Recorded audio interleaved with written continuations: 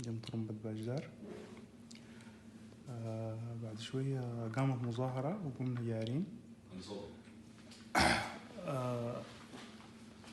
خشينا بواحد من الشوارع الفرعية. بعد شوية أنا زي تعترت وقعت كده، وقعت.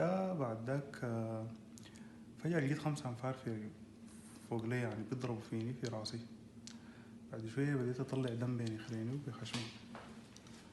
قاموا الناس زيل شالوني رفعوني جدعوني في التاتشر. هم 5 أنفار كانوا لابسين لبس هنا معروف عندنا نحن اللي بيتجهز الأمن. بعد ذاك رفعوني في التاتشر. بعد ذاك غطوني بتذكر بقطعة كده.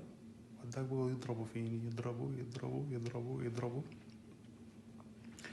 بعد ذاك ما وعيت. فجأة وانا صحيت بانه في زول بيكشح فيني جردل بتاع مويه، بيكشح فيني مويه لحد ما وعيت. لقيت نفسي قاعد في حوش وحواليني زي 20 نفر كده.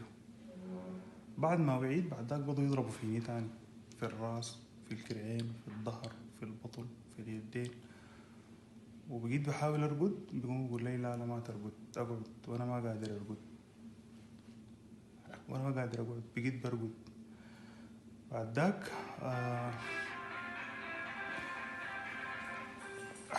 ذاك جا زول شكله، يعني زول شكله كويس ما زي الناس ديل. قام قال لهم وقف الضرب.